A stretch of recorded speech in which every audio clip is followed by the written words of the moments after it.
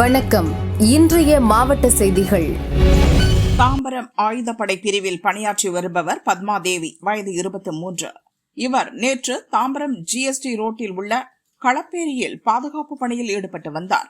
அங்கு போக்குவரத்து ஒழுங்குபடுத்தும் பணிக்காக 2 வீலரில் வந்த டிராபிக் ஹெட் கான்ஸ்டபிள் புருஷோத்தமன் ரோட்டோரம் போக்குவரத்துக்கு இடையூறாக நிறுத்தப்பட்டிருந்த வாகனங்கள் குறித்து பத்மாதேவியிடம் கேள்வி எழுப்பியதாக கூறப்படுகிறது.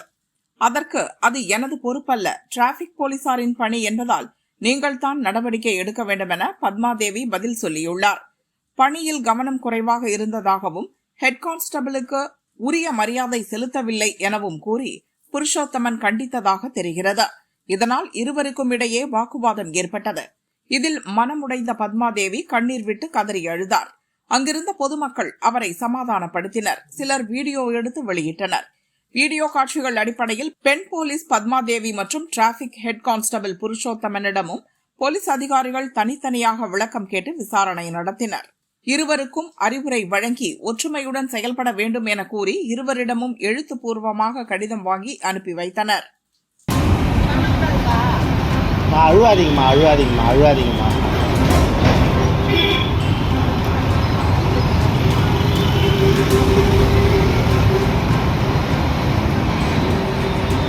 பணியில் அழுவாதீங்கம்மா, சிங்கப்பெண்ணுன்னு சொல்கிறாங்க, அழுவக்கூடாது. நீங்கள் இல்லை, நீங்கள் வந்து சிஎம்க்கு கம்ப்ளைண்ட் பண்ணிவிடுங்க. இந்த மாதிரி மேலதிகாரி வந்து டார்ச்சர் பண்ணுறாங்கன்னு கம்ப்ளைண்ட் பண்ணிவிடுங்க பேசாமல். இல்லை சார், நான் உள்ளே கூட போய் உட்கார மாட்டேன். யாருக்கா கேளுங்க தாக்கா, உள்ள பேக் எங்கே வச்சுட்டு நான் இங்கே தான் நிற்பேன், உட்கார கூட மாட்டேன். வெளியே தான் இவ்வளோ நாள் அந்த 2 பசங்க கூல் ட்ரிங்க்ஸ் வாங்கி கொடுத்தாங்கம்மா, சொல்லுங்கம்மா, காலையிலே வாங்கி கொடுக்குறாங்கன்னு சொல்லதான் போனோம்.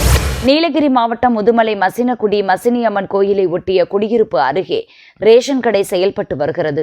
நேற்று முன்தினம் அப்பகுதியில் முகாமிட்ட காட்டு யானை நள்ளிரவு 1:30 மணி அளவில் ரேஷன் கடையை சேதப்படுத்தி அதிலிருந்து அரிசி மூட்டைகளை வெளியே இழுத்து நாசம் செய்தது.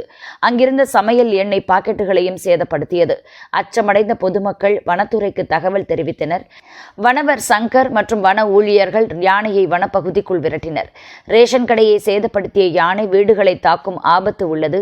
எனவே இப்பகுதிக்கு காட்டு யானைகள் நுழைவதை தடுக்க வேண்டும் என வனத்துறையினரிடம் வலியுறுத்தினர்.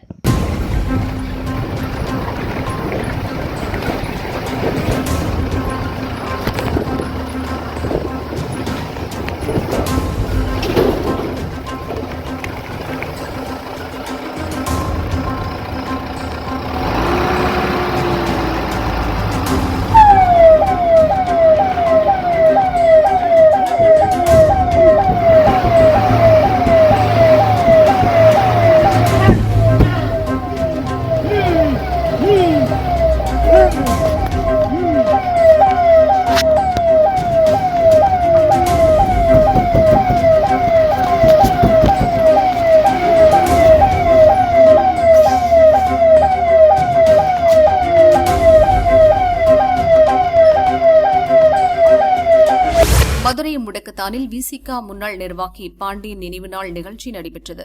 இதில் விசிக தலைவர் திருமாவளவன் பங்கேற்று பாண்டியனின் படத்திற்கு மரியாதை செலுத்தினார்.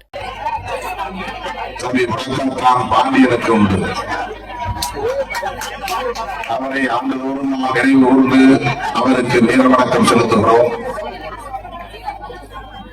அவர் விட்டுச் சென்ற பணிகளை இன்றைக்கு வெகு தூரம் நாம் எடுத்துச் சென்றிருக்கிறோம்.